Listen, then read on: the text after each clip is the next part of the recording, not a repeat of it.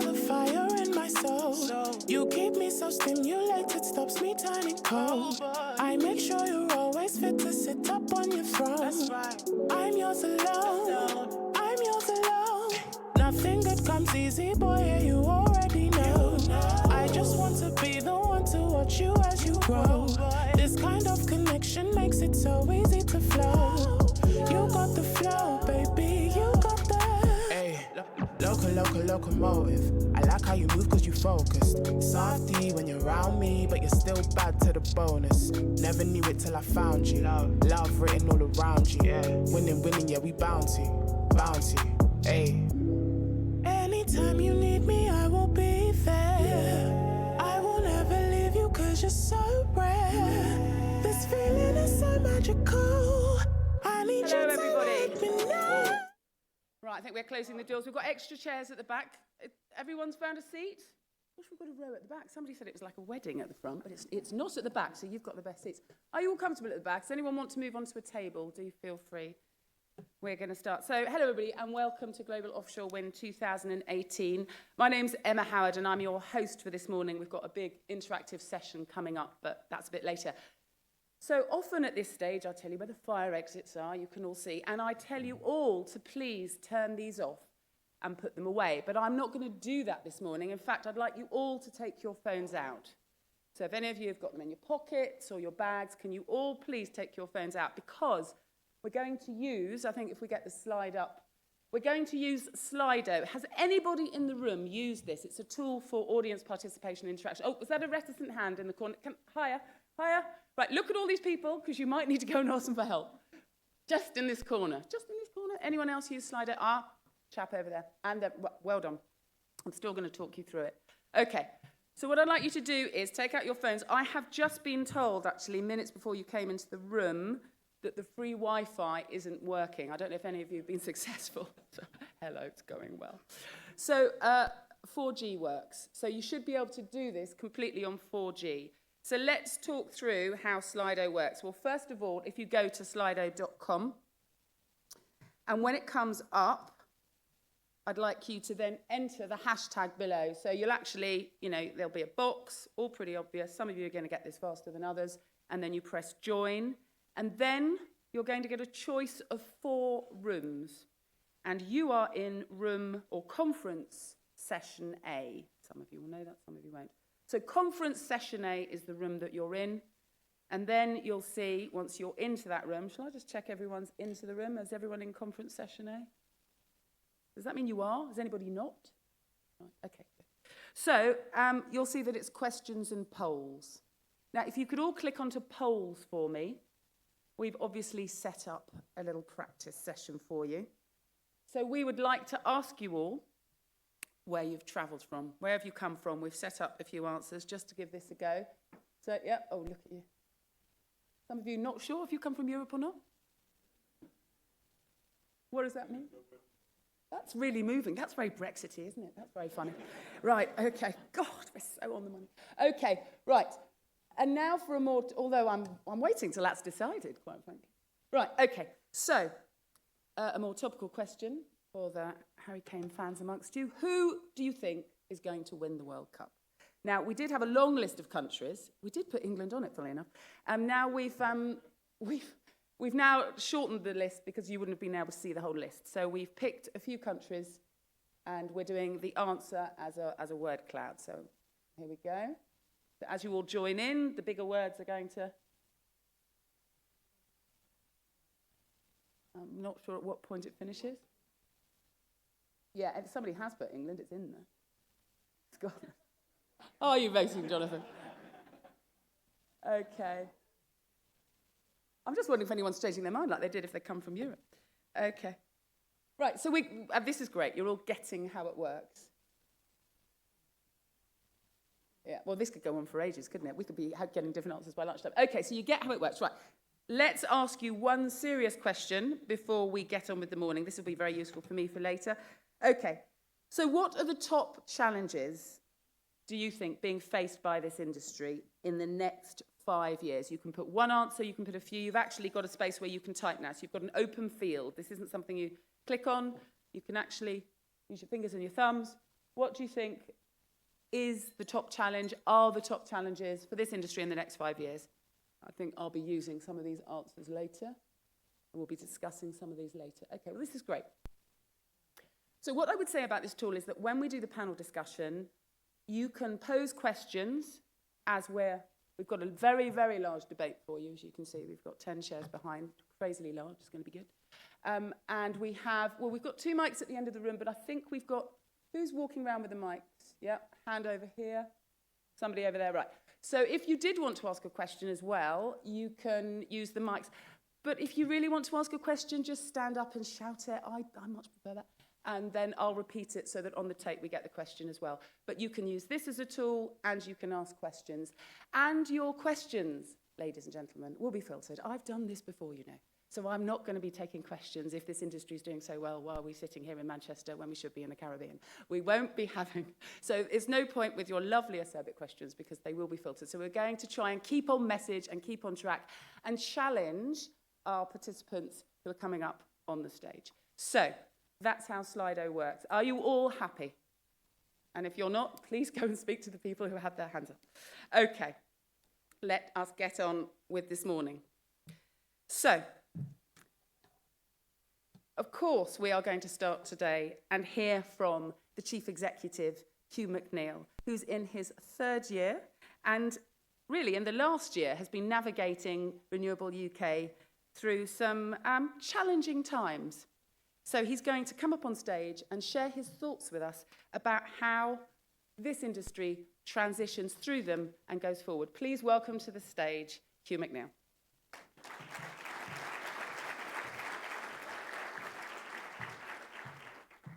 That was nice. Thank you, everyone. Follow that tool. Ladies and gentlemen, welcome. We are bringing in some new chairs, I've been told by Garth. So those of you standing at the back, I never thought we'd have one of these events where people will be standing at the back, but those of you standing at the back will be able to sit down soon. Thank you all for joining us here in Manchester. I have to say, I'm genuinely excited to be here. There's a real buzz about the event. I'm really excited about the next 2 days. And I'm also more than ever in the 10 years I've been associated with the industry, excited about our future. And the reason for that is that I believe when looked at in the round, when looked at in terms of price, technological innovation, market and supply chain growth, global levels of investment, the speed of change that we, and that's all of you, everyone in the room, are delivering is unparalleled, actually. It's truly revolutionary. Offshore wind is at the forefront of a transformation of how energy is being produced and used in markets around the world, and the UK is leading the way. And that is why it was so important to me, to my team, that we make Global Offshore Wind 2018 a different, a more ambitious event than we've held before. We wanted to bring in all the elements that are driving the transformation of our industry, the new technologies, the innovation in every aspect of how we do business, the new global markets, the people that are delivering change on the ground and the communities we're supporting. And we wanted to speak not just to and amongst ourselves, but more broadly, bless you to the person over there. We wanted to speak not just to and amongst ourselves, but more broadly, to try and reach a wider audience than we have before. We've been incredibly fortunate to have a set of event partners who have shared and built upon this vision. The support of Equinor, of Energy, of MHI Vestas Offshore Wind, the Offshore Renewable Energy Catapult, and Scottish Power Renewables has been crucial in creating our event this week. I want to thank each of them for their help in delivering the aspirations, shaping the programme, and delivering Global Offshore Wind 2018. Just being open with you, without them, this event simply would not have been possible. I've also been struck by, and I'm incredibly grateful for, the depth of support we've had from across the industry more widely. Beyond our event partners, there are over 20 leading companies and organisations that have come forward to work with us and sponsor the event. I want to thank every one of them for their support and wish them a very successful conference. Now, I think I know, that you all know how hard my team worked to deliver this event. I can't name them all, but I do want to say a public thank you, which I've not done before, to Garth Halliday and to Sarah Harper, who have worked tirelessly to make the next 2 days a success. I am proud of them and very lucky to have such dedicated staff across my whole team working with me at Renewable UK. Okay, so just 5 minutes or so from me before you get to the more interesting debate. Over the last few years, I have spoken often about the pace of change in our sector, of how quickly offshore wind has moved from a marginal to a mainstream source of electricity generation, and of how much more we still have to offer. Today I want to go just a little bit further, to set out the transformational nature of what we are achieving, and to set out the detail of that offer a little bit more clearly, to show what could be possible, especially if over the next few months we successfully negotiate an offshore wind sector deal here in the UK. We are now, as Slido polling just showed, we are now truly a global industry, with projects operating or in development on or off the seas of 5 continents. This is reflected in the countries who are being represented here in Manchester and the very significant delegations from China, the USA and Korea we are welcoming this week. It's great to see such a global presence here, and can I welcome you all. As you all know, these global markets are growing and opening up at tremendous speed. The latest edition of our Offshore Wind Project Intelligence Report, which we are publishing today, shows a global pipeline of projects which has grown by over 10% in just 12 months. A pace which looks set to continue in the coming year. And that pace of change, that's even before you consider the longer-term prospects for, say, floating offshore wind, especially in seas where conventional offshore wind is not viable. In this environment, it's great to see members of Renewable UK, and you'd expect me to say this, but it's great to see members of our association winning work around the world in these new markets. Our Export Nation report published yesterday shows UK-based companies working on projects across these 5 continents. Companies like MHI Vestas Offshore Wind, Seawind, JDR Cables, EDS HV, Techmar, Renewables Consulting Group, to name just a few. And my apologies to those I can't list here. Winning these contracts is not easy, and I know how hard it can be to secure work in the offshore wind supply chain, and I'm sure that will be one of the themes of the next 2 days. The continued fall in the prices at which offshore wind projects are viable, the success of so many of you in taking out cost across all aspects of the supply and value chains in your projects, the revolutionary transformation I spoke of a few minutes ago, is also driving very fierce competition. In this environment, and at such a crucial time for our country, and I hope I don't need to translate that, it is vital that UK-based companies are able and are helped to invest, to maintain, and to build competitiveness. That we demonstrate as an industry we care about developing a healthy and expanding UK supply chain. And that is why I so strongly support and welcome the review of Martin Whitmarsh's undertaking on behalf of the Offshore Wind Industry Council. If you're not familiar with the review, or if you're not familiar with Martin, he is the former CEO of McLaren Group and an expert on manufacturing and technological development in the UK. His review will look at how we can increase the productivity of the UK supply chain to secure new opportunities not only here at home, but abroad. He'll also be with us tomorrow, keen to meet as many of you as possible. And that leads me to an ask of you all. Our successes over the last few years are, in my view, no accident.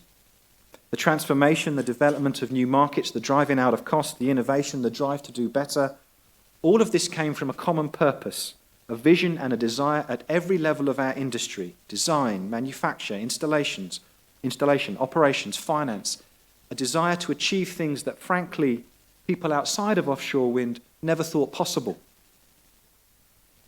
We need that same common purpose as we work to secure and deliver a sector deal with the UK government. The 2030 vision for offshore wind at the heart of our proposals is very simple. An energy market transformed by innovation and investment in offshore wind, delivering a £2.4 billion saving for consumers, perhaps more. Offshore wind as the backbone of a clean, reliable and affordable energy system here in the UK, with the 30 gigawatts of installed providing a third of the UK's power.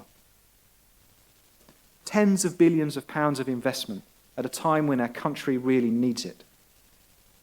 A globally competitive and more productive supply chain helping our industry deliver job creation, especially, I'm going to come back to this, especially in coastal towns and communities where those jobs are most needed. And a more diverse, a more inclusive industry with nearly 3 times more skilled jobs than today and a 5-fold increase in the value of our exports. That is what we are offering. That is the offer that I've spoken about in more general terms previously. And we're not asking for a penny more than the UK government than they have already agreed. We just want a commitment to regular auctions so that our industry and its supply chain has market visibility and can invest with confidence.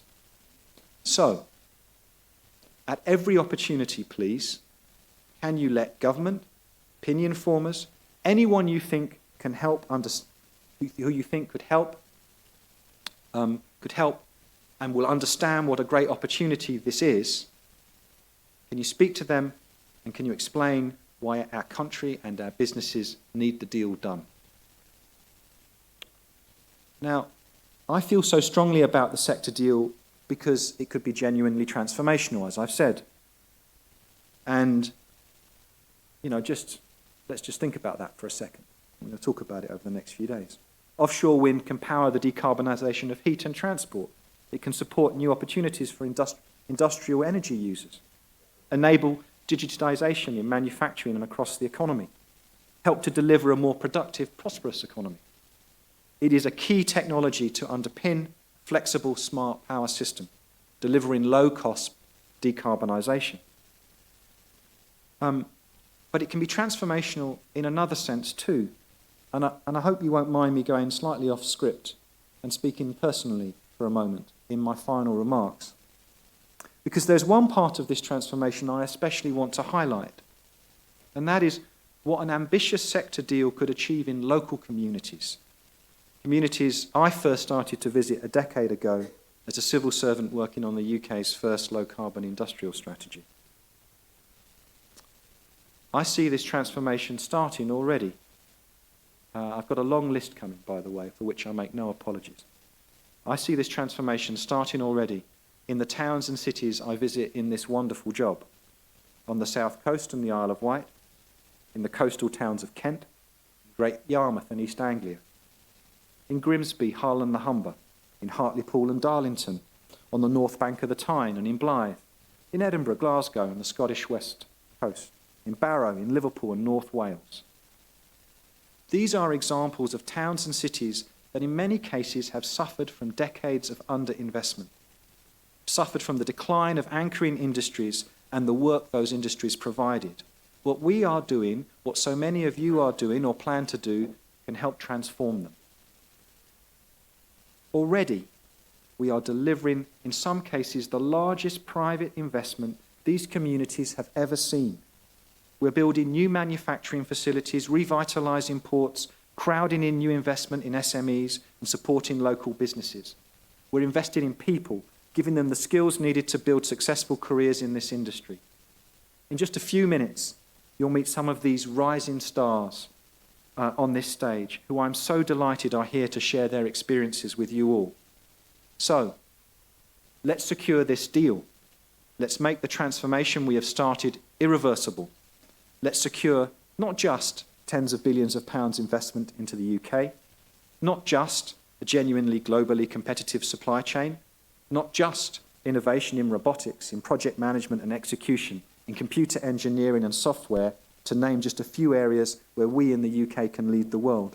But let's secure this deal for our people and the communities in which they live. Thank you very much. I wish you all a very successful few days, and I look forward in the usual way to meeting and catching up with as many of you as possible during them. For now, enough from me. and back to Emma for what I know will be a great first session. Thank you.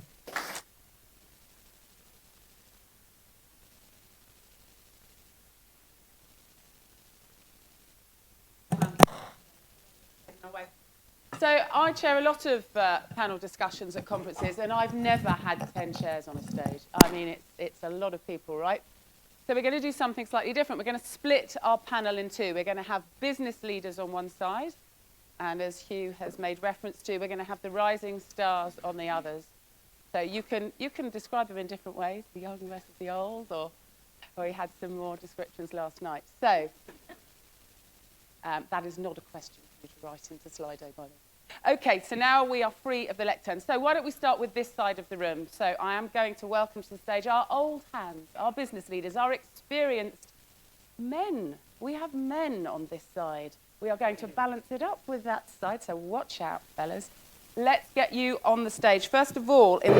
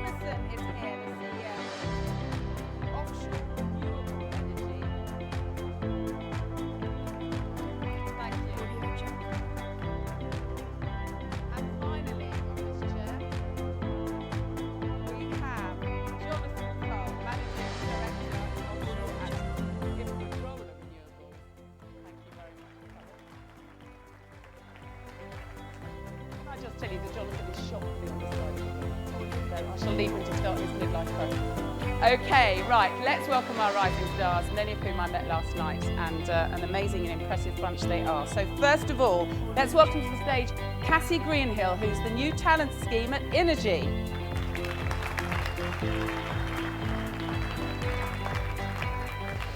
Then we have Catalina Saravan, who's the product manager at MHI Vestas Offshore Wind. Catalina, come to the stage.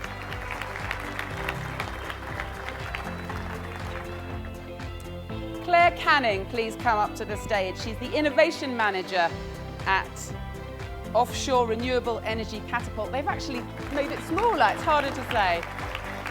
Okay, we're nearly there. We have 2 more seats. Virginia Ruiz is here. She is the Business Performance Analysis Manager at Scottish Power Renewables. Come and take a seat, Virginia. And finally, you're very brave. We have a young man coming to take up the end of the line. We have Halvor Høsle, and he is the plant manager for High Wind Scotland at Equinor.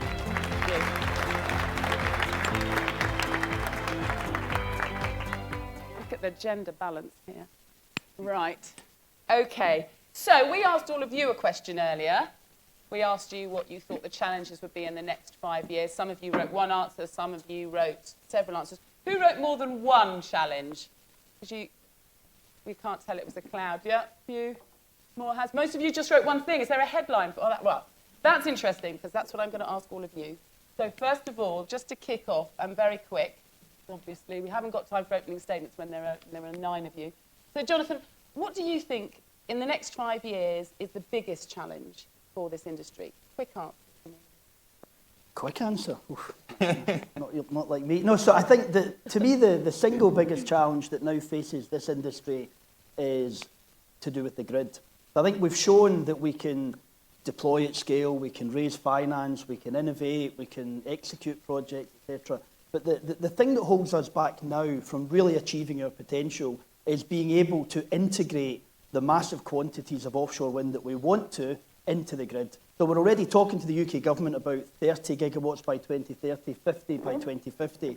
And that can only really be achieved if we address some of these grid-related issues, storage and demand-side response and all the rest of it. And if we can do that, then I think the potential of offshore wind becomes limitless. And if you think, I mean, this side of the panel's mission in our professional career was to make renewable energy a viable mainstream source and to banish coal from the system. And I think that side of the panel, their mission in their professional career should be to solve the grid issue render forever redundant the concept of base load, and then we give the government an option other than nuclear.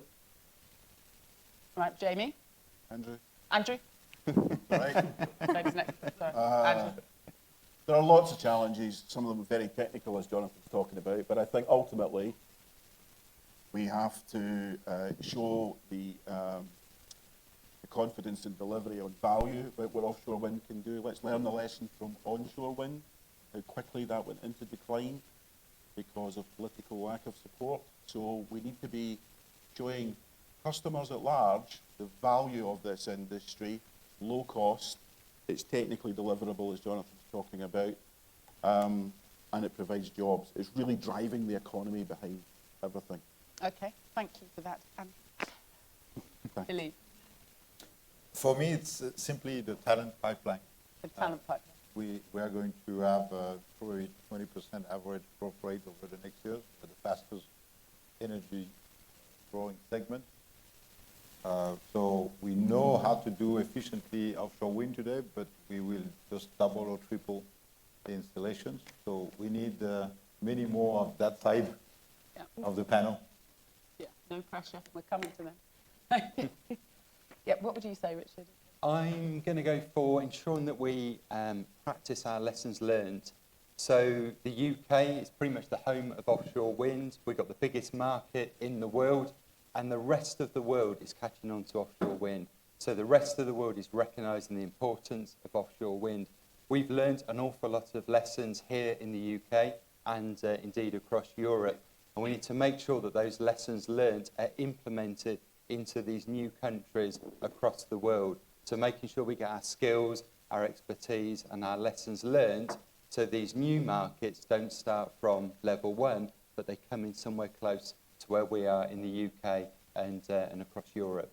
Okay, let's move to this side of the room. Cassie, what would you say is the biggest challenge? I'd say it's definitely looking at the diversity of the industry, and I think it's not just looking at the gender diversity. You've got to look at diversity as a whole, so cultural, international, obviously it's global, and also the diversity of opinions. So it's not just focusing on who we've got in the industry at the moment, but obviously bringing in people from different backgrounds and different knowledge, because it will really help to keep the industry going and growing. Do you see them attracted to the industry at the moment, or?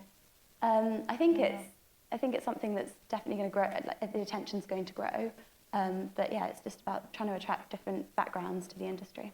Catalina? Yes, I normally see challenges as opportunities. So in our industry, I think it's not only the turbine manufacturers, but also the whole supply chain that should work together. So that is the challenge as an opportunity in our industry. Claire? This is something a little bit different. I think decommissioning and what we do in terms of, we've got all these assets offshore, and how we need to think of best practice for decommissioning and how we can do that well. Can you hear Claire? No, we might get you to do that again. I can feel your. We'll just give Claire another go. I'm looking at Sean, who does sound. Yeah. Well, it was on and off, so just let's hear your answer again. Don't worry about that. They'll fiddle with it. You go for it again. Okay, so I was Oh, no, I can't hear you. Give us a wave, Sean. Where is the sound man? Yeah. use this one? Unplug it. Shall I use one? There you go. Yeah, I might Okay. Oh, well done, Virginia. So, Innovative. so for third time lucky. I think one of the biggest challenges we need to think about is decommissioning and what we're going to do in the future in terms of best practices for decommissioning and how we can do that with minimising waste and recycling and repurposing components and making sure that we're not putting things into landfill. I think that's a big challenge at So the moment. decommissioning is your headline. Yeah, one of them. One of them. That was worth hearing again. Virginia, what would you say is the biggest challenge? To me, I would think it's something to do with how we're going to reinvent ourselves. So how are we going to get to these new markets? There's a lot of potential in offshore still to be tackled. And obviously, it's currently out of what reach that we're doing. So how are we going to get to the new markets, the new technologies that we need to achieve? And that kind of evolution that maybe the offshore future won't look like it's looking right now. It will be floating. It will be all the technologies that will come out there. And we just need to not lose sight that our goal is to produce clean, very efficient energy in any form that we can find. So just keeping that in mind, that it might look different than we're looking now. Okay, and finally, Hal. I think that properly understanding what subsidy-free offshore wind really means will be very important for the next 5 to 10 years. It's a great testament to how far the industry has gotten, but I still think subsidies are necessary, especially in new markets in the next 5 to 10 years, and to kind of neglect that part will be very dangerous and could put a spanner in the works for all the good work that has been put down the last 10, 15 years within the industry. You don't have a future, you don't think, without those subsidies? I think definitely there is a future without the subsidies, but I think we need subsidies for a couple of more years to stimulate the industry, to get us properly over the finish line. And obviously for other industries, I mean, floating wind as well, we need subsidies. Thank you. Thank you for your succinct answers. Let's just see if we can actually use Slido. I can see lots of people in the audience have been typing away on their phones. Let's see if we can get a question up. We might see it here. Yeah, is it coming? I've been told something is being loaded. I don't know who. No, it will come up for all of us down here, and it might come up for you as well. Does it come up there and not in front of us? So we can't see it. You can. So how can we increase diversity in our industry? Okay, yeah, it's a shame we can't see them down here. So shall I ask one of the rising stars that first? Who would like to take that question? How can you increase? Well, you mentioned diversity, so actually it's your bag. Right, come on then. How can you increase diversity? You want to see it increase. How? How are you going to go about that? Okay, so I'm not from a renewable background myself, and I came into the industry only 6 months ago, so it's all quite new. Where from? We want to know where from. So I did environmental science at university, and then I studied sustainable agriculture, so couldn't really be further from offshore wind, really. And I came through Energy's New Talents programme, which focused not on a role, it focused on getting the right people for the company, and then looking at how they can be transferred into the industry through various different roles. So it's not focusing on the role, it's focusing on the people, and that's sort of one of the main things about increasing the diversity is that you don't necessarily have to have all the skills within offshore wind, but you can have skills that are transferable, and that way you're getting a more diverse workforce that helps increase, teamwork and things like that. So does it? It helps increase teamwork. What else does it do? I mean, what are the dangers of not being diverse in a workforce like yours? I think it can sort of stall your sort of ideas, and it helps bring new perspectives on how things might work. And I know that sort of from an environmental perspective as well, there's still things that we need to do to focus on to make sure that, we are a renewable industry, but it's focusing on, the environmental side and the ecological side as well, and ensuring that we're not damaging those areas as well. So I think for me, it's, something that's quite important to introduce that, because, you've got your engineering side and things like that, and I think it's important to make sure those elements don't get lost. Let me put all of that to this side. I mean, it's another point, isn't it? It can be very engineering heavy, and you often think it's the young people who are much more concerned with the health of the planet. Do you think, is there a sense amongst you, I'll ask you, Jonathan, that you're almost leaving it to this side to sort that bit out while you concentrate on the engineering?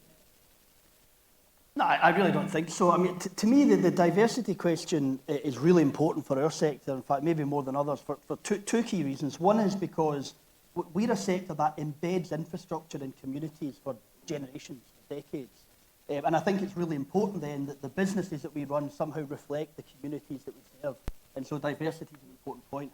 And the second point is we're an industry that is constantly transforming itself. We're constantly having to reinvent. We're constantly having to think differently. And if you're an industry full of old white men who are sort of groupthink and only do the same thing and think the same way, you're going to miss opportunities, and you're not going to be able to meet that transformation curve. So there's no industry in the economy that I think needs diversity more than our industry because of those two pretty unique challenges that we face.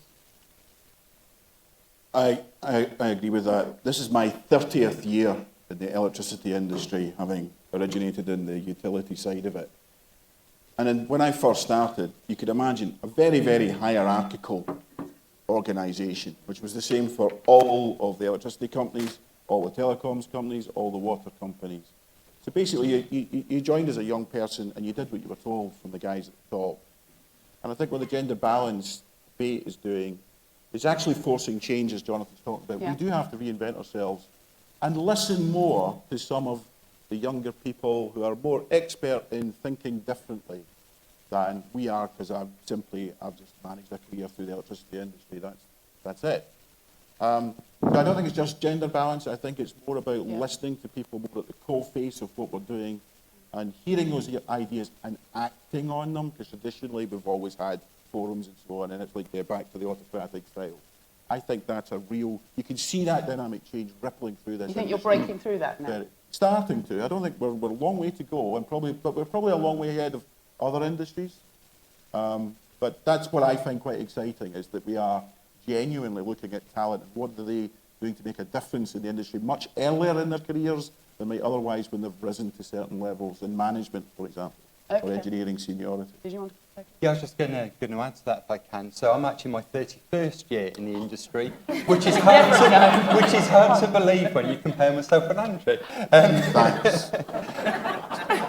we started from school, yeah. I did, yeah. And it's, I've a bit lost a train of thought now. And it is really important. So what we're trying to do is exactly that. So our new talent programme, not only are we turning recruitment on its head and we're trying to bring more diverse, different people in, but we're treating them slightly differently in the organisation. They're coming along to more senior. You mean you're listening to them is what you're saying? We're listening to them, exactly. And that makes a difference. Yeah. It's great to bring people in and they're not listen. So, yeah. Right, well, so we've given, right, you've got your microphone now. Let's, is it working? Hopefully you're up and running. I hope so.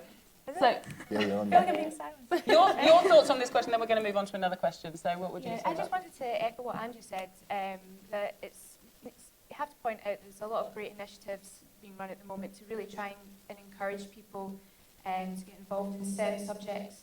And at the Catapult we do a lot of that. One of my colleagues who's here today spends, Lorna, she's over there, spends like half of her job is like involved going into schools and really trying to understand why young people, or young women especially, are not wanting to get involved in engineering or STEM subjects, and really trying to change that and tell them about the opportunities that are available to them that they maybe didn't know about. Is it making a difference? Who's your colleague over there, yes? Wayne. Is it making a difference? Do you find when you come out of those roadshows that the girls suddenly alive to something they weren't before? Yeah? Well, so lots of you, this is the lady you might want to speak to later then. Sorry, Lorna. Excellent. It's those kind of things you're getting, well, you can't get much younger than going. What schools? Primary or secondary? Primary? Oh.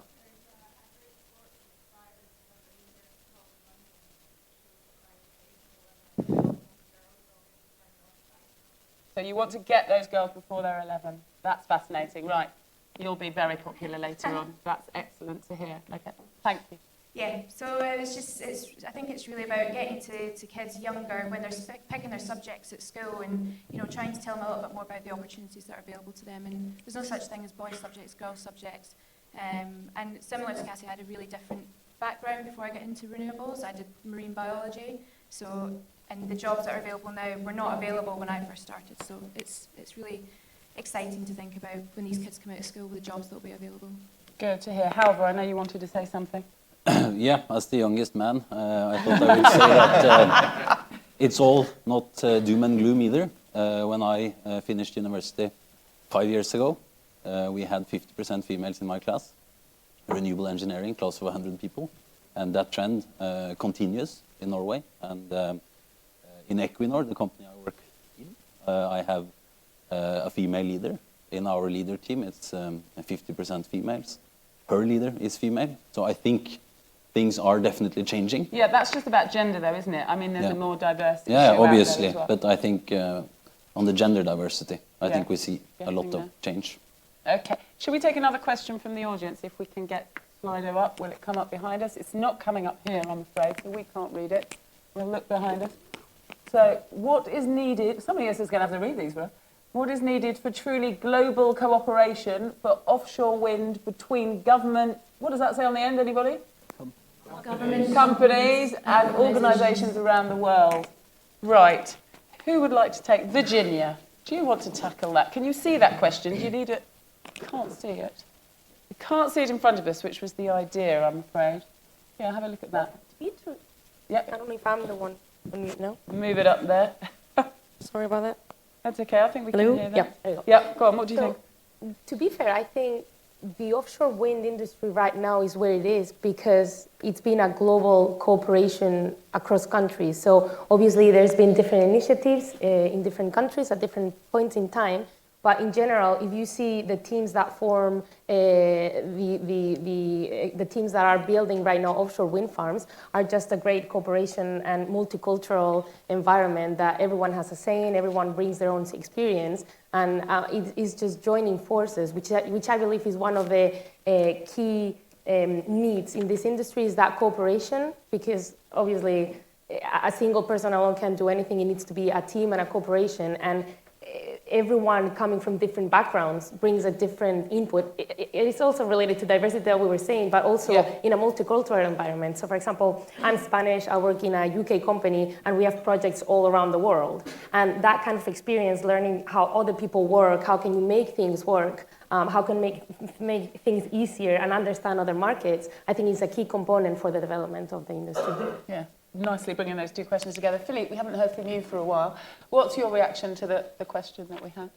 I think since offshore wind is very much about offshore, and it's the rules that we observe at sea that are actually prevailing. When you transfer a technician from a boat to a wind turbine, you don't want to have different safety standards, different training. It's not because you're in the German North Sea or in the Danish North Sea that we should speak a very different language when it gets to safety. So, and so it is naturally international and cooperation just because of the offshore nature of our operations. And I think that has induced in the industry from the beginning a common view on where we want to go. The truth is that you look at it in Europe with the different countries where at the beginning we had different legislation, different rules, and we are trying to harmonize that with the initiative in the North Sea. You look at it in the US, where every state in the Northeast has been setting its own pace, but will harmonize because it makes sense to industrialize with common rules and common standards. So I think it will come very natural when we just look at where we really operate and work, which is at sea, and it will come back to the rest of the industry. It's surprising it hasn't happened before. It's taken quite a long time, hasn't it? It's happening, actually. We don't have that different training center, different standards. Again, there's some languages. We speak different languages in the different companies, but everyone is merging towards a common language. Yes, clearly, as our panel shows. What would you say, Jonathan? Well, very quickly on the point about health and safety. So we have a global offshore wind health and safety organisation. I was the chair of that until a couple of months ago. And I mean, that is on a journey, and we're making good progress in terms of getting that degree of cooperation across countries, because it is an international supply chain. But if I might just say one simple thing, if you really want to get some kind of cooperation between governments, some kind of international approach, a good start would be if each of the governments of all the big markets for offshore wind were simply to publish very clearly what their vision is for offshore wind, what they want to see in the system, when they want to see it, how they're going to procure it or bring it onto the system. Because then we can start to take a global approach to supply chain planning, to investments, all the rest of it. So a good start would just be for governments to be very transparent about what they want to see. The sector deal in the UK, we're trying to get that. We're trying to achieve a shared vision of 30 gigawatts by 2030, 50 gigawatts by 2050. That's the single most powerful thing in that sector deal, is that shared vision. And if we can get that, then we're going to take a big step forward. And I would encourage other governments in other countries to try and do something very similar. Great, that's good. I would say we've got another question coming in, but very basically, I would expect that the younger side of the team, you expect that to be in place, don't you? That shared vision, that shared standard of operation. That's something that you wouldn't accept. In many ways, you were at the forefront. Mm-hmm. This is an industry that's been popular initially, then it's kind of, you've been riding away, pardon the pun. But, it has been tricky. Hopefully, you will inherit a more stable platform to work from. Are you imagining that that's the case? If I may answer the question, and on the same point as described by Philippe, I think standardization in the market, especially when we move to emerging markets, is very important, because coming from Europe, where we have already somewhat maturity on the market, and then moving towards the emerging markets, we would expect to have the same, and we could say it's not always the case. So as a younger generation and coming into an industry like the offshore wind industry, without much experience behind, then yes, you would expect going to a different market that probably they have the same standard like you have in Europe. And I think that would be one of the challenges, that somehow the standardization in the market should be the same. Thank you for that. Now, we have our next question. Luckily, this is working now for us. Can we deliver subsidy, or can we deliver without subsidy now? But of course, you'd already answered that, and you're saying, yes, we can, but it's really important. Do you want to go back to that question? I think definitely that we can deliver without subsidy, but it depends on the project. The soil conditions in the seabed, water depth, wind conditions, distance from shore, grid infrastructure. If that is right and well placed, then of course you can deliver without subsidy. But then in addition, you will have another risk that the developer has to take, which is the power price, which will be less predictable than what you will have with for example, a CFD. Virginia, I can see you nodding. Yes, well, the thing is that to me, the answer to this question personally, I believe it depends on what you define as subsidy-free, right? What do you define? If I might do a very crude comparison, it's kind of like when people talk about sugar-free food. Do you consider honey to have sugar? Because bees make it, but it's full of sugar. So there's a debate there whether it has sugar or not, right? So the same with this. The point I want to make is that I believe in the energy industry, nothing is really unsubsidized. And it's true that at the beginning, renewables needed a pure form of subsidy to develop the industry, to create a supply chain, to drive down costs. However, I believe that now the subsidies that are being asked is in order to level the playing field. So just to make sure that renewable energies can compete in this energy market. So yes, we can deliver without subsidy, but if we're playing on the same field, all the technologies together. Okay, let's put the subsidy question over this side because nobody's answered the subsidy question here. Yes, go ahead. So if you look around the world in electricity, there are various countries with what are called stranded assets. They might have built coal-fired power stations, gas-fired power stations, nuclear power stations, whatever the whim of those governments were at the time.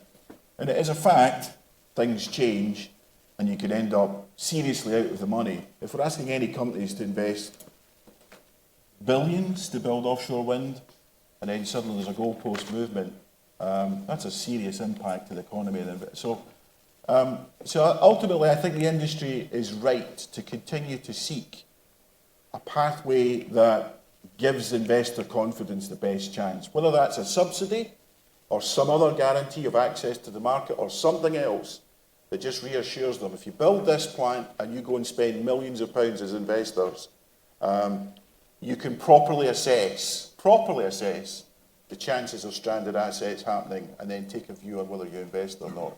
So I think the subsidy thing is mired in this wider, what are we all doing, including government and working with other stakeholders, to answer the question about how do we maximise investor confidence in what we're all doing. That's the critical thing, because the lessons are out there. We've all got it wrong in the past, and countries and companies and so on have literally gone to the wall, disappeared for having made the wrong investments historically. Any other subsidy? Yeah, I might just add to that. So my definition of subsidy-free is where the developer, the plant owner, relies on the market price of electricity. And that is happening now. So in some markets, for some particular projects, they bid in at zero. No subsidy, they're going to rely on the market price of electricity. We did that in the Netherlands. Still didn't win the auction, but we actually bid in at zero. So for some projects in some markets, we're there. We've seen the cost of offshore wind plummet. I mean, it's half what it was sort of 5 years ago. As an industry, we're working really hard to continue driving down that cost. So I think we will absolutely get to a subsidy-free position in the UK. The UK, we have more assets. We pay for a grid system, which is why, if you like, we're at a slight disadvantage to some other markets. But we will absolutely get there. Okay, lastly on this. So, I mean, on the positive side, I'm going to say I have absolutely no doubt in my mind that renewable energy will be the lowest cost form of electricity generation, whether it's onshore wind, offshore wind, solar, okay? But just to challenge a little bit what Richard was saying, just to show I should be on that side of the panel. If someone can tell me what the power market looks like in the next decade and what merchant pricing looks like in the next decade, then I'll be happy to make an investment on a subsidy-free basis. But the truth is, we don't know that. The truth is, nothing survives in the electricity sector without intervention, whether it's suppressed carbon pricing, decommissioning support, fiscal incentives for oil and gas, regulated returns for transmission assets. Everything has an intervention. What we're saying is, we'll be cheaper than anyone, just give us a stable market that we can supply our product into, and we'll be there as the lowest cost form of generation. And the concept of subsidy-free, it's irrelevant. It's sort of, you know, last decade's concept. Right, Halvor wants to say something. Right, we started with you, we're finished with you on this subject. Go on. Yeah, it's almost like saying to a car salesman that you guarantee him to sell 10 cars a year. At some time, we need to be subsidy-free. We need to be prepared to take on the risk that the power market entails for offshore wind, and I definitely think that we will get there quite soon. Okay, thank you. Right, another good question's come in. What are the barriers that we see today to stop us reaching 30 by 30? And I want to start on this side of the room. Who would like to answer that question, first of all, from you? Yeah, go on, Claire. Okay, so I'm assuming 30 gigawatts by 2030. So, yeah. So I think what's been driving the industry that so far has been innovation. So the pace of innovation has been too slow. No, it's been good, but it could be, it could be better. But so I see that as a barrier. That's been what's driving the industry. So we need to continue that pace, keep that up, and that will keep the industry moving forward. So there's so many opportunities for innovation. You think you'll make that target? You're confident? Yeah, and I think the next part of that question was why not aim higher, and probably could. I actually think it was somebody else's question, why not 100? So, but you can merge them together, I'm quite happy. Yes. Why not aim for 100? Yeah, so probably could aim higher, but somebody could disagree with me on that, I'm not sure. Kathleen? I think if we look a bit in retrospective and thinking about the 4 megawatt platform, right now it has plateaued at the moment, and that means that we have reached volumes in the 4 megawatt platform, but also the supply chain in the industry has matured in order to accommodate the delivery of the power production on the 4 megawatt platform.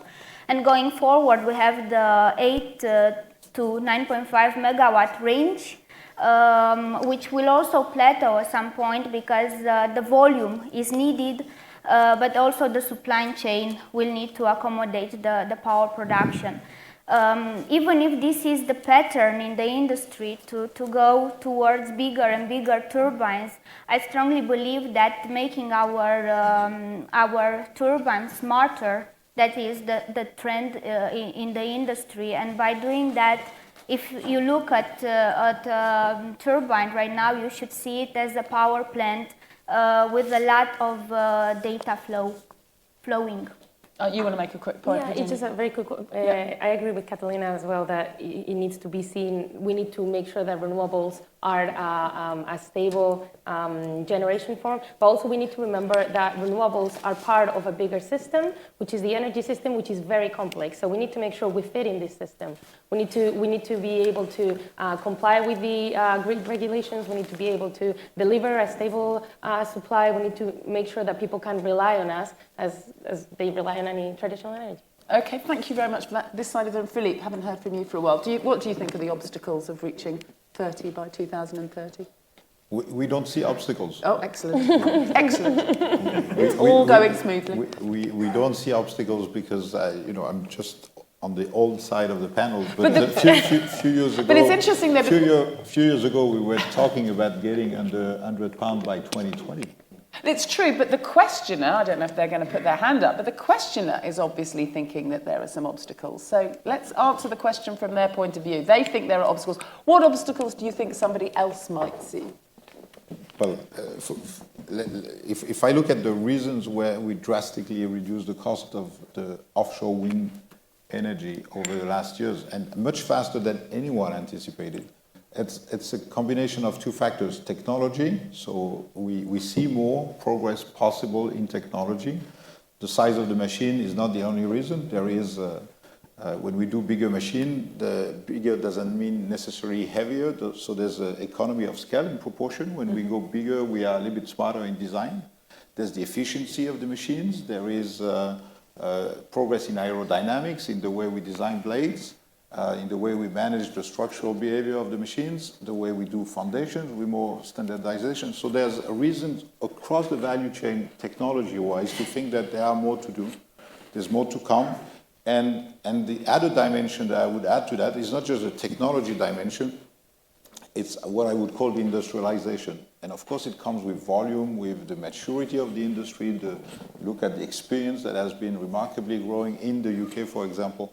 And this is adding, just to give you one example, we installed today a 9.5 megawatt machine.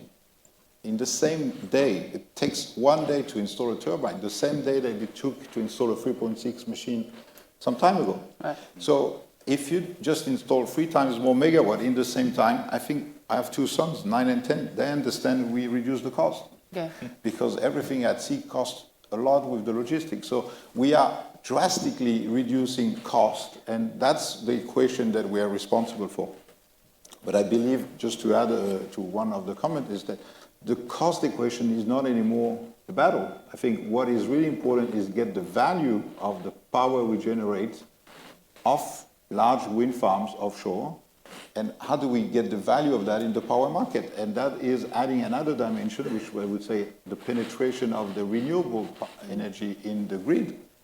I think offshore wind has a very strong card to play because we are the most predictable source of clean energy. And we are the best friends of the grid, so we can inject massive quantity of power coming from offshore wind into the grid because we know when the power will be produced. I'm just going to jump to a question that's just come in, even though there have been others before it. Well, I think it's disappeared. Yeah.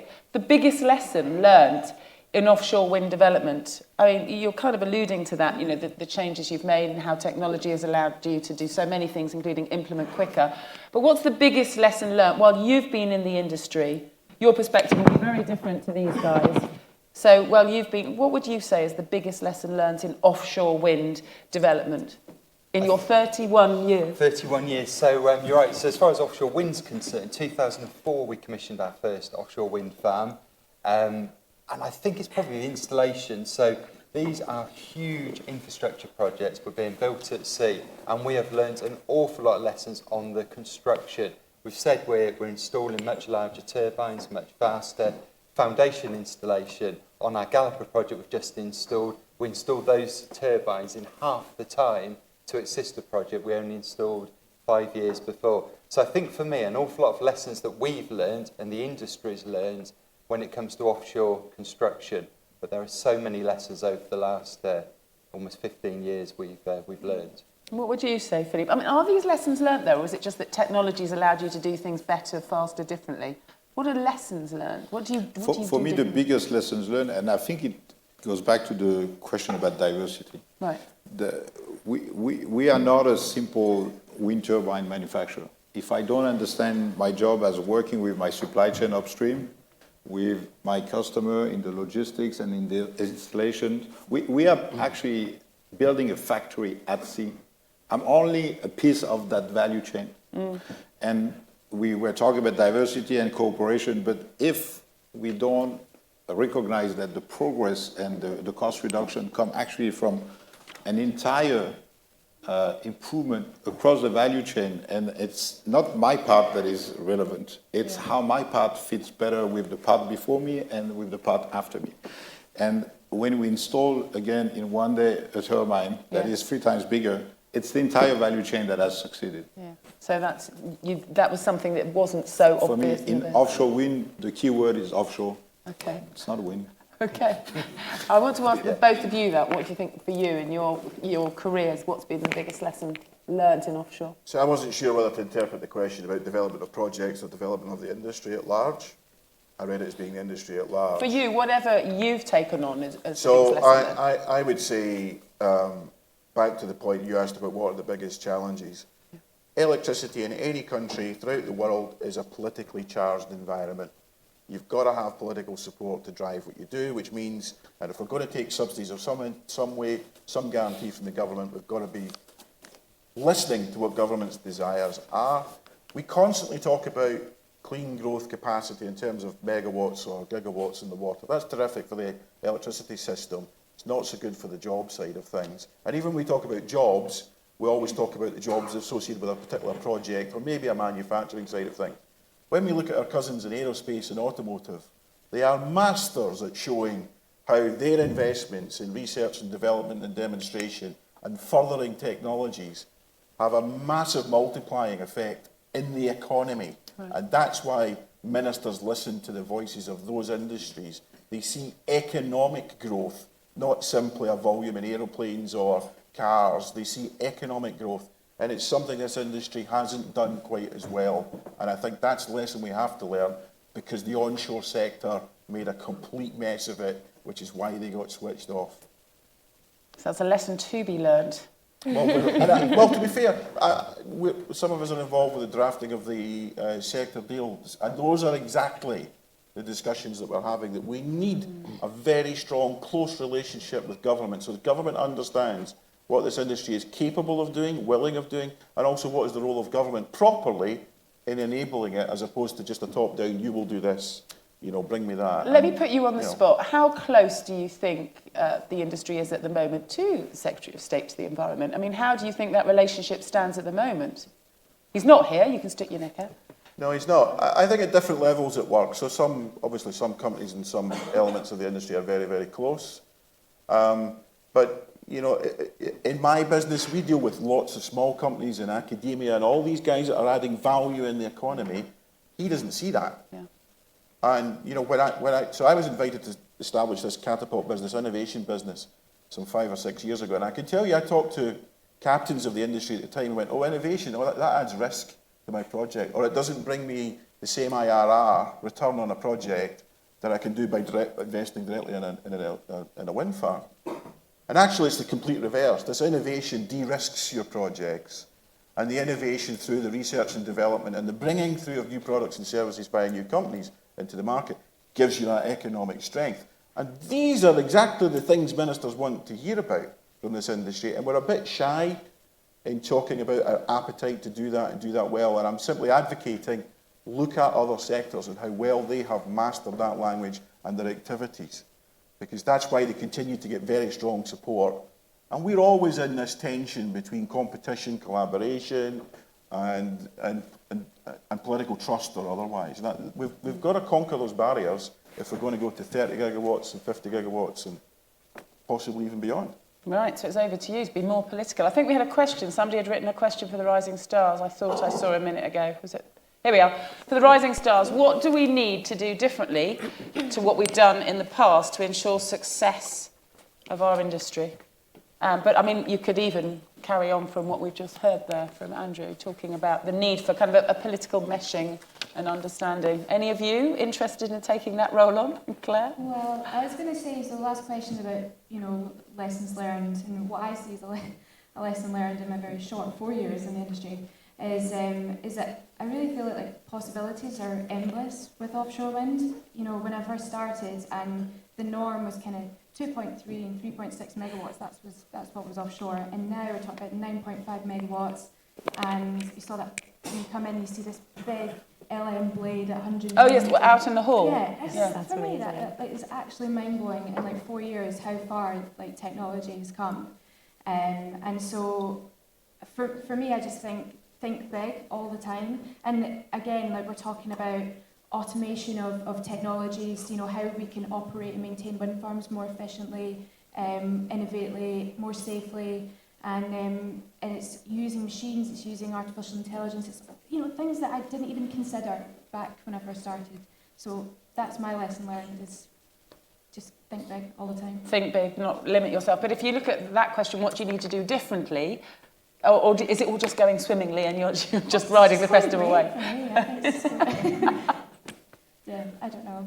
Virginia, what would you I say? completely agree, but what I would say that we might need to do differently, that I believe we're already starting to do, is actually this cooperation not only with the governments, but in general with the whole supply chain. So we've seen that what works is to actually work together as a whole industry, because it's no one's benefit. It should be everyone's benefit to achieve a common goal. So I believe that that's actually happening much more nowadays, but it's something that we should try to strive for. And also, another comment following on what Andrew was saying is to actually talk about the industry with the amaze that the people that are in it feel it, because it's really something amazing that we're doing here. And I'm really, really proud when I talk to my friends and I say, oh, I work in offshore business, and I'm talking about this double bubble wind turbine curtain to be able to do the piling. And you start talking about things that sound very technical, but they're very visible, and people can actually get very engaged with that. So just that I really want to throw to your side of the room. So listen to that reaction. I work in this industry. All of her friends are very excited. Gentlemen, tell me, when you used to tell people that you worked in offshore wind, I mean, didn't you have different reactions? Didn't you? Oh, that'll never work. Oh, that's a limited. That's not going to last. No, we're not that old. Not that old. Oh, go on, play Just the game. Just a bit older, but not that old. Yeah. Does that sound very different to your experience when you were only in the industry a short time? Well, of course it does, yeah. So, I grew up in conventional power plant. You guys are crazy. You're building these turbines. They're bigger than the London Eye in the middle of the sea. You need to, oil, gas, coal, that's the future. Yeah, you're a fantasist. Absolutely. Yeah. But it's not. We've made it happen, and it's a fantastic achievement. Yeah, so you would expect that at this stage it's very different. Reaction. Only to your parties. Totally. But it's changing, isn't it, Jonathan? I mean, now. Yeah, I think when I first started working in renewable energy, I was a lawyer before that, and then I moved into renewable energy. So I've always been an enemy of the Daily Mail, and I remember someone asked me, do you get paid to do that? They thought it was like a third sector. Anyway, so it's a completely different environment now. But I mean, I think people nowadays want to work with a sense of purpose. They want to see the direction of society, and they want to feel like what they do is moving in that direction. And actually, it's so easy to be engaged in what we do and feel like you're moving in the direction of society.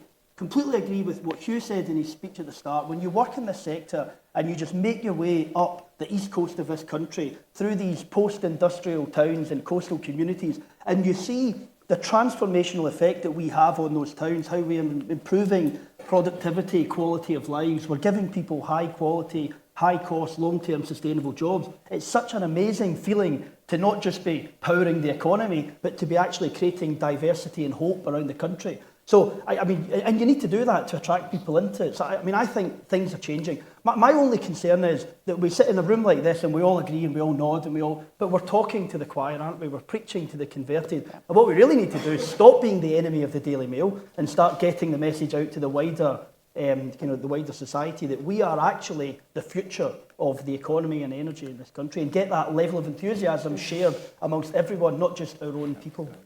So we've only got a few minutes left. This is the last question of here, and then I've got one of my own. So how soon will offshore wind reach limits on its ability to scale up further? So we're jumping right to the end of it, and kind of envisaging a point at which we can go no further. Let's ask this side. Cassie, I haven't heard from you for a while. So I guess it's a focus on sort of looking at what we can do differently, I suppose, within business as well, and trying to look ahead at the risks of what those limits might be, whether it's people, sort of saying that the industry isn't going to be the future of energy and things like that. So I think if we can look at the risks that are posed now and think about the future, then we can work within all areas of the industry to make sure that those risks are overcome earlier rather than later before we get to that point. And I think that's where it's really important, is that you look ahead at what those risks could be and factor them in for when we're looking at future projects and making sure that we've taken those into account and we've started to look at ways around them. Catalina.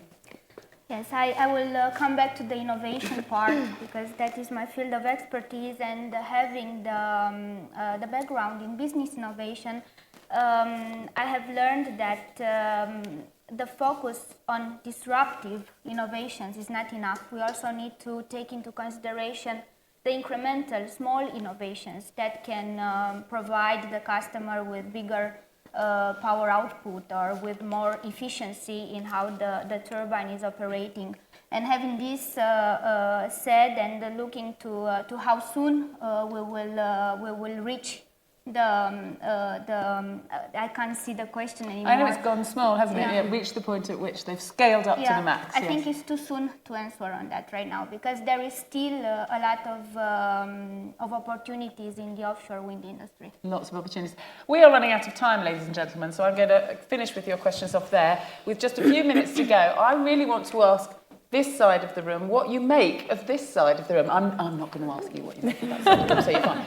But so, Jonathan, I mean, do you think this is a good idea? Is it good to reflect the rising stars of your industry? Are you pleased to sit and share this? I know you're sad not to be on that side of the room, but what do you think of the rising stars? I think you said that. I think today marks the start of my midlife crisis. Started ages ago. Well, I mean, we actually moved the chair last night. Thank you. No, so I mean, I'm very enthusiastic and very positive about our industry and our future. Hopefully you can see that in what I say. And I mean, I have to say, looking across that side of the room, I can see really good reason to be positive and enthusiastic, because there's a huge amount of talent there, there's a huge amount of energy there, there's some great ideas there, there's people who can really articulate the vision that we have for what we can do with this offshore wind sector. So I'm, really happy that we've done this today, and even though we've been slightly shown up, I think it was a great idea. Andrew, what do you think? I see this on a daily basis, frankly. My company's got 150 people in it, and they're all pretty young, aren't they, Claire? They're all pretty young. And so we're an innovation business, and I just see this stream of innovative ideas that I would never have thought of myself. And that you're listening to. I mean, you made that point earlier. We have definitely. to. It's creating a pipeline. That's what I'm saying. It's creating a pipeline of activity that we can take to clients at large, saying, "Hey, you could be doing this." And I won't give examples. There's lots of examples, across the digital data space and challenges of the ways of the old norms. I'm as excited as you are. And I say this to ministers. I have never been in all my years in a more exciting job and seeing more exciting ideas and ways forward than we're all in now, because it is transformational, and not only for our industry, but what clean electricity can do for renewable heat and transport, and therefore the economy at large. And back to my very, very first point, which is, what does it mean for customers at large and the general public? We have the absolute ability to turn everything around here and challenge these age-old issues that have been around for decades. Well, let's hope we've done some of that today, because, Andrew, we have to wrap up. So, I mean, I don't want to cut you two off, but I'm imagining very exciting. Very exciting. And very exciting. Our industry's in really safe hands. Oh, how lovely. And Philippe, your final word, what do you think of this younger panel? First of all, this is what we see every day. Good. And I believe that in a few years, they will talk about floating offshore with no limit to whatever people ask for questions. Fantastic. And it's the same way we were talking about offshore wind a few years ago. And when I graduated from school, I didn't know wind energy exists. I was a sailor for 20 years. One day I discovered you could generate power out of wind. And I'm sure their children will understand. Yes, goodness knows what your children next generation of offshore wind. Indeed. And it might look very different than what we see today. Thank you very much. I'm sorry to give the last word to this side of the room, but it is all complimentary to your side of the room, but we have absolutely run out of time. But ladies and gentlemen, can we thank our panel this morning, enormous as it was, very entertaining. Halvor, Virginia, Claire, Catalina, Cathy, and thank you guys so much, but thank you. Right, I think we have a short break until the next session. I think if we have a 10-minute break, before the next session begins, ladies and gentlemen. So thank you for your time today. Brilliant. Right.